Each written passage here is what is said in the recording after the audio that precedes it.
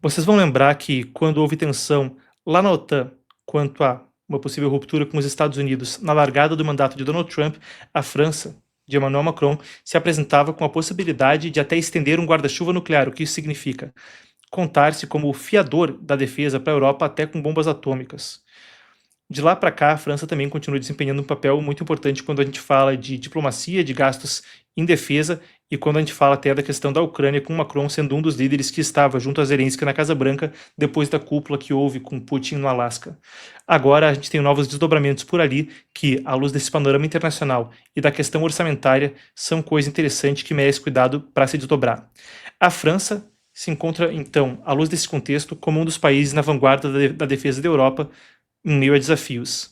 As pressões para aumentar os gastos militares, seja questão de apoiar a Ucrânia com a compra de armas americanas ou para atingir a meta de investimento do PIB em defesa da OTAN, pulou de 2% para 5%, estão colidindo agora com uma crise política. O governo francês não consegue aprovar um orçamento e, nesse cenário, esse governo francês colapsou depois de um voto de não confiança hoje no parlamento.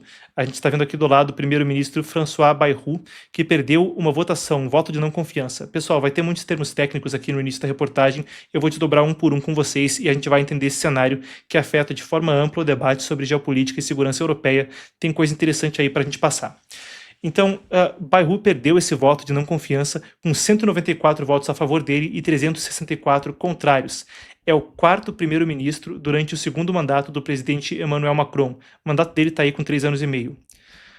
O voto foi provocado por uma proposta do governo que previa corte de gastos públicos e reformas fiscais. Isso ia incluir aí uma mudança, ia cortar 2 feriados nacionais e a parte de um plano para tentar consolidar o orçamento, ficando em 44 bilhões de euros. O parlamento francês não tem uma maioria, é um congresso fragmentado, o plano foi rejeitado, a estratégia do governo foi rejeitada e gerou-se essa nova crise política. Então vamos entender um pouco mais desse contexto e exatamente o que aconteceu.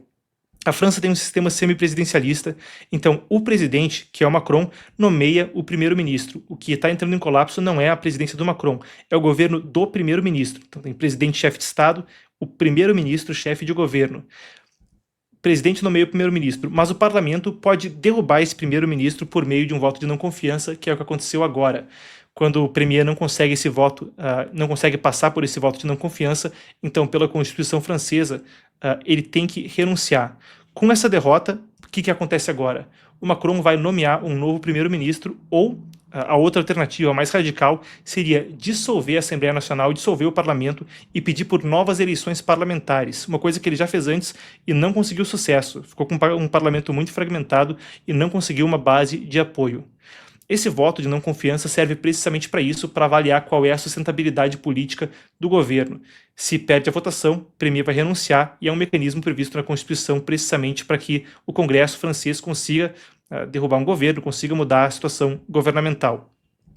O que vai acontecer agora na sequência depois? Então, primeiro, ou o Macron vai indicar um novo governo, ou vai ter a questão de eleições parlamentares que sejam convocadas, uma coisa que ele já fez anteriormente, sem sucesso, não conseguiu uma maioria.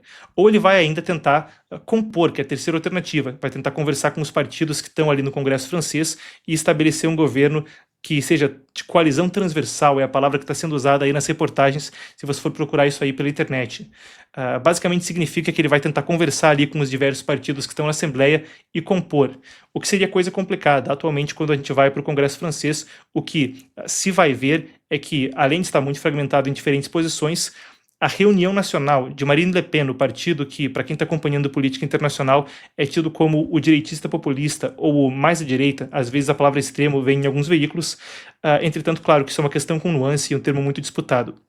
Seja como for, o Reunião Nacional é o partido que atualmente tem o maior número de cadeiras no parlamento, mas também não tem aí uma maioria. Como a gente disse, é uma questão muito fragmentada. Passando por aí, eu quero que a gente também tente entender isso à luz de algumas das circunstâncias que vêm à tona. Primeira questão, enquanto o país tem uma política fragmentada, vai ter eleições que podem trocar o presidente em 2027. Podem não, vão trocar. O Macron vai completar 10 anos à frente da França, não pode disputar um novo mandato. Lá são 2 mandatos no máximo, cada um com 5 anos.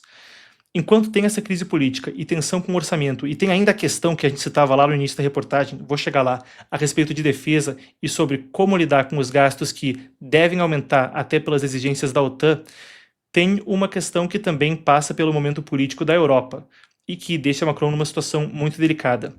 A gente tem aqui uma pesquisa eleitoral, eu pedi que a nossa apuração trouxesse, isso é de uma pesquisa de uma organização chamada IFOP, ou IFOP, não sei se a pronúncia é em inglês, mas aonde tem uma preferência pela Reunião Nacional, partido mais à direita, que tem feito aí uma oposição ferrenha ao Macron. Não só isso indica que eleições que viriam no curto prazo poderiam deixar a situação ainda mais complicada para o presidente francês, mas que também já preconizam uma coisa que é muito comum na Europa, uma tendência à direita nas três principais economias do país, uma coisa que, economias do país, forcei a barra, né? Economias do continente. Aqui é uma matéria do Wall Street Journal de mais ou menos uns 8 dias atrás, que pontua como o Reform UK no Reino Unido, a Reunião Nacional na França e o Alternativa para a Alemanha, o AfD, Alternative for Deutschland, o partido alemão ali, mais à direita, todos estão liderando, então, as pesquisas de intenção de voto quando se fala de parlamentos nos seus respectivos países. Uma coisa que passa por um debate intenso na França do que vai acontecer em termos de fronteiras, em termos de aproximação ou distanciamento de União Europeia, em termos até de como se lidar com a Ucrânia.